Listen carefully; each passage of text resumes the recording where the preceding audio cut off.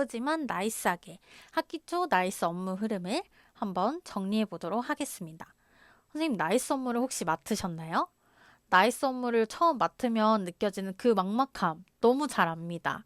3월 첫 주부터 선생님들의 업무는 시작되는데 아직 이 두꺼운 매뉴얼을 파악하지 못한 그 나이스 업무의 마음을 너무너무 이해합니다.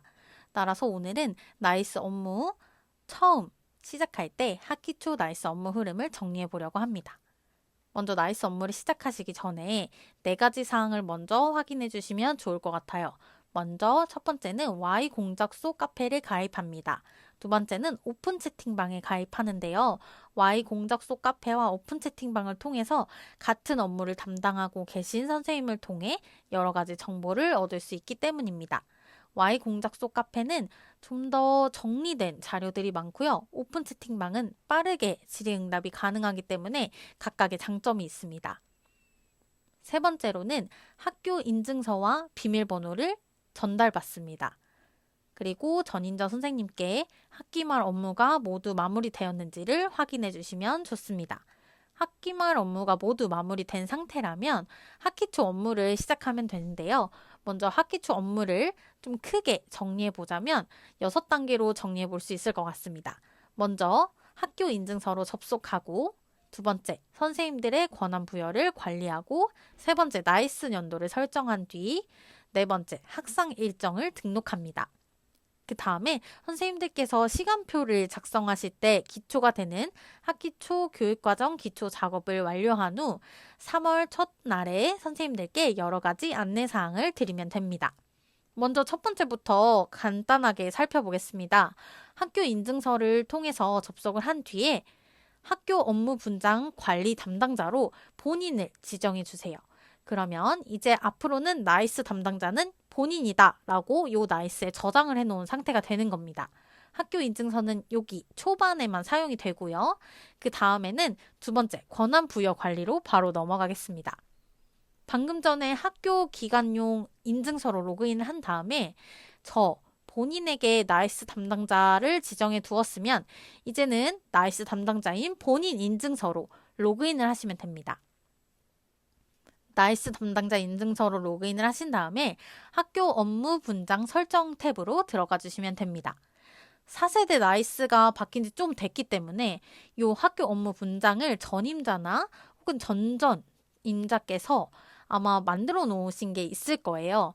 그래서 학교 업무 분장 예시 가져와서 설정하기나 아니면 그 전에 하셨던 내용을 참고해서 쉽게 권한 부여를 관리하실 수 있습니다. 간단하게 위쪽에 처음으로 부서 관리, 업무 관리, 메뉴, 자료 권한 관리 이렇게 네 가지 탭이 있는데요. 먼저 부서 관리입니다. 여기에서는 부서를 개설할 수 있어요. 저희가 학교에서 업무별로 부서가 나뉘잖아요.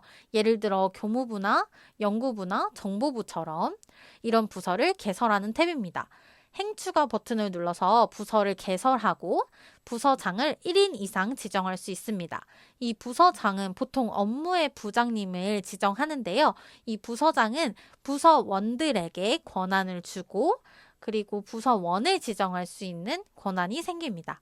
그래서 부서장을 지정하고 그 뒤에 이 부서에서는 어떤 업무가 필요한지를 파악해서 단위 업무를 선택해 주시면 됩니다.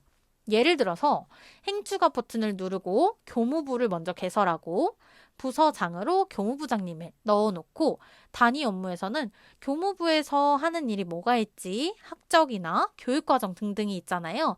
이런 업무들을 넣어주신 다음에 저장을 누르시면 됩니다.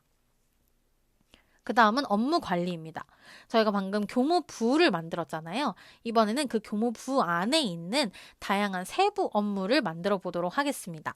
마찬가지로 행추가 버튼을 눌러서 업무명을 먼저 적습니다. 예를 들어서 교과 과정 관리나 아니면 뭐 출결 업무 아니면 나이스 이런 식으로 업무명을 적고요. 이번엔 사용자 지정에 업무별 부서원을 편성하는 겁니다. 그래서 나이스는 뭐 누가 담당하는지 파악하신 다음에 교무부 안에 있는 세부 업무에 대한 권한을 부여하는 거죠. 예를 들어서 아까 만든 교무부 안에 학적 관리라는 업무를 새로 만들었습니다. 그럼 학적 관리를 담당하는 부서원들을 여기에다가 지정할 수 있겠죠. 예를 들어서 교무실 실무사님이나 학적을 관리하는 교사라던가 이런 식으로 권한을 부여할 수 있고요. 마지막으로 업무 관리 탭에서 등록된 메뉴를 조회할 수 있습니다. 아까 전에 교과과정 관리에 내가 어떤 메뉴 탭을 넣었지? 여기에서 확인을 하실 수가 있는데요. 그래서 중요한 것이 있습니다. 메뉴 탭 옆을 보시면 학년별 자료 권한, 교과목 자료 권한에 등록이라는 네모 탭이 있고 그 오른쪽에 미등록이라고 되어 있는 것들이 있을 거예요. 이건 무슨 말이냐? 해당 업무 메뉴 안에는 학년별로, 교과목별로 자료를 봐야 하는 권한이 따로 있는 거죠. 그래서 요거를 꼭 권한 등록을 결제를 받아야만 완전하게 이 권한을 해당 선생님께서 부여받으실 수 있는 거예요. 그래서 만약에 미등록이 떴다면 꼭 오른쪽에 교무자료 권한 승인 관리를 누르셔서 결제를 받아주셔야 합니다. 그래서 요 결제를 받지 않으면 선생님들께서 그 탭은 보이는데 학년별로 조회가 안 돼요. 요렇게 얘기하시는 경우가 있거든요. 꼭 이 교무자료 권한 승인 관리를 결제를 받았는지 확인하시는 작업이 필요합니다. 그 다음에는 이제 교무연도와 수업연도라는 개념을 간단하게 설명해 드리려고 합니다. 요 나이스에서는 두 가지 연도를 조절할 수가 있어요. 먼저 첫 번째는 교무연도입니다. 말 그대로 교무, 자료의 입력과 관리가 되는 학년입니다. 그래서 저희가 만약에 작년 자료를 고치거나 보고 싶다 하면은 요 교무연도를 작년으로 돌려가지고 작년에 그 자료들을 보거나 수정이 가능한 사항이라면 수정을 할 수 있는 겁니다. 그럼 수업연도란 무엇이냐? 교무 학사를 운영을 할 때 사전에 학교 정보나 기초 자료, 교육과정이나 학교 정보 같은 것들을 등록할 때 쓰는 학년입니다. 그러니까 말 그대로 수업연도인 거죠. 그래서 저희가 새 학년도를 시작하면은 이 교무연도와 수업연도를 모두 변동을 시켜야 하는데요. 먼저 교무연도는 졸업이나 진급, 입학이나 이런 학적 반영, 요런 전년도에 해야 하는 일들을 다 완료한 다음에 3월 첫날에 새 학년도 1학기로 보통 설정을 하고 교무연도를 돌린다라고 말합니다. 그리고 수업연도 같은 경우에는 저희가 3월 첫날에 교육과정을 짜는 게 아니라 미리 교육과정을 입력을 해놓는 경우가 많잖아요. 그럴 때는 수업연도를 미리 새학년도 1학기로 설정을 해놓고 그 다음에 교육과정을 입력하는 식으로 교무연도와 수업연도를 조절할 수 있습니다. 만약에 업무상 필요에 의해서 학기 중에 교무연도나 수업연도를 뒤로 변경해야 한다면 선생님들께 미리 양해의 메시지를 보내고 교무연도를 2024년으로 잠시 바꾸도록 하겠습니다. 양해 부탁드립니다. 하는 메신저를 남겨주시는 게 좋습니다. 그래서 학기 초 교육 과정 기초 작업을 먼저 할 건데요. 요건 3월 첫날에 담임 선생님들께서 기초 시간표를 입력하기 전 나이스 담당자가 미리 선행 작업을 하는 과정입니다. 크게 세 가지로 진행이 되는데요. 1번, 편제 및 시간 배당을 설정하고 두 번째는 각 학급의 담임 선생님을 편성합니다. 세 번째는 담당 전담 선생님을 교과 개설해주고 배정해주는 과정을 하고 나면 아까 권한 승인 관리 결제 받는 거 기억나시죠? 얘도 마찬가지로 담임교사, 전담교사에게 권한을 주는 과정이기 때문에 교무자료 권한 승인 관리가 필요합니다. 먼저 편제 및 시간 배당은 학교 교육과정 편제 및 시간 배당 관리 탭에서 할 수 있는데요. 이때는 저희가 선행 작업을 하는 거기 때문에 시수를 정확히 입력할 필요는 없습니다. 따라서 자동 반영으로 시수를 등록한 뒤에 추후에 학년 부장님이나 혹은 연구부장님께 정확한 시수로 요청을 드리면 될 것 같아요. 참고적으로 창체도 1, 2학기 모든 영역에 시수를 넣어야 합니다. 완료가 되었다면 꼭 이 작업을 완료해 주시고 그 다음에 담임교사 편성을 해주시면 됩니다. 학급 담임 편성 관리에 들어가셔서 학급 담임 선생님 이름을 선택 후 드래그 앤 드롭 해주세요. 그래서 1학년 1반 선생님, 2학년 1반 선생님 이런 식으로 드래그 앤 드롭을 해주시고 저장을 눌러주시면 됩니다. 담당 교과 개설은 담당 교과 편성 관리 탭에서 가능한데요. 먼저 학기와 학년을 선택하고 조회 누르시고요. 이때 1학기인지 2학기인지 꼭 확인을 해주셔야 합니다. 그 다음 교사명과 과목명 그리고 반을 선택한 후 저장을 해야 하는데요. 이런 전담 선생님 같은 경우에는 1학기에 설정을 하고 2학기에도 따로 설정을 해야 합니다. 그래서 2학기 때도 잊지 마시고 하시거나 아니면 미리 지금 설정을 해 놓으셔도 됩니다. 이 2학기 걸 설정하려면 교문 연도를 살짝 바꾸거나 수업 연도를 바꾸는 작업이 필요하겠죠. 그래서 권한을 부여한 뒤에 담임교사, 전담교사, 동아리 담당교사는 이렇게 화면을 볼 수 있습니다. 이제 저희가 선행 작업을 대부분 마무리했는데요. 이제 학기 초에 선생님들께 안내 드릴 사항을 정리해 봤습니다. 먼저 첫날에 저는 요것들을 정리해서 메신저로 보내는데요. 먼저 신입생 주민등록번호 뒷자리가 300000 이런 식으로 미입력된 학생들이 있습니다. 요 주민번호 뒷자리가 미입력된 학생들의 주민등록번호를 수정해 달라고 안내를 드려야 하고요. 입학식 당일 신입생 명단 확인 후 나이스 명단과 비교해서 추가 입학자가 있는지 혹은 이 학생은 이름이 없는데 하는 학생들을 발견해서 추가 입학자 처리 혹은 삭제 처리를 해야 합니다.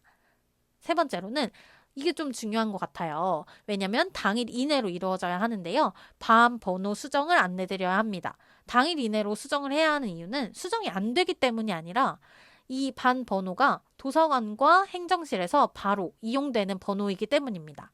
따라서 반 번호를 수정해 주시는 것을 안내드리고요. 결 보강을 위해서 학급 시간표를 1주차 미리 입력해달라고 안내를 드리고 학생부 자료 반영을 안내드립니다. 학생부, 학교생활기록부, 학생부 반영에서 전체 반영을 눌러가지고 학생부 자료 반영을 하실 수가 있습니다. 저희가 아까 전에 편제 및 시간 배당을 임의로 시수를 입력해 두었잖아요. 그래서 학년부장님이나 연구부장님께 편제 및 시간 배당을 입력 안내드려야 합니다. 그리고 학기 초 통신문 안내는 행정정보 공동이용 동의서 보셨을 거예요. 요거 수거해 두셔야 되는데요. 학기 말 비전자 문서로 등록해 주셔야 합니다. 두 번째로는 학생 학부모 서비스 안내 가정통신문인데요. 요거는 지역별로 공문이 오는 시기가 약간씩 다르더라고요. 공문이 오면 그 공문에 따라 가정통신문을 내보내면 됩니다. 인증서는 기한을 받아야 하는 사항들이 있는데요. 먼저 학교 인증서 있죠. 처음에 저희가 들어가서 올해 나이스 담당은 나야 라고 등록했을 때 썼던 학교 인증서, 기관 관리자 키라고 부르는데 요것들은 3월 초에 급한 업무가 마무리된 후에 키 갱신을 하셔야 합니다. 키 갱신 후에는 꼭 행정실과 교무실에 말씀해 주시고요. 여기 보시면 관리대장 양식이 있습니다. 이 관리대장 양식을 참고하셔서 관리대장을 꼭 기록해 두시고 내부 결제도 받아주시는 걸 추천드립니다. 다음은 개인 인증서죠. 이제 나이스 담당자가 나다라고 저희가 등록을 해놨잖아요. 그래서 이 권한 관리자는 매년 바뀌죠. 예를 들어서 작년에는 다른 선생님이 나이스를 담당했는데 올해는 본인이 담당하게 되었다면 권한 관리자 지정 및 내부 결제가 필요합니다. 그래서 우리 학교 선생님들한테는 어떤 권한을 부여했고 에듀파인이나 나이스는 누구에게 권한을 부여했는지를 기한으로 남겨두셔야 합니다. 제가 지금까지 간략하게 나이스 업무의 초기 흐름을 말씀을 드렸는데요. 나이스 업무는 연도별로 변동되는 항목과 학교별 업무적인 차이가 있을 수 있습니다. 따라서 참고적으로 이 영상을 활용해 주시길 바랍니다. 올해도 학기 초 업무 힘들지 않게 나이스하게 해내시길 바라고 올해 1년 동안 힘내시길 응원합니다. 감사합니다.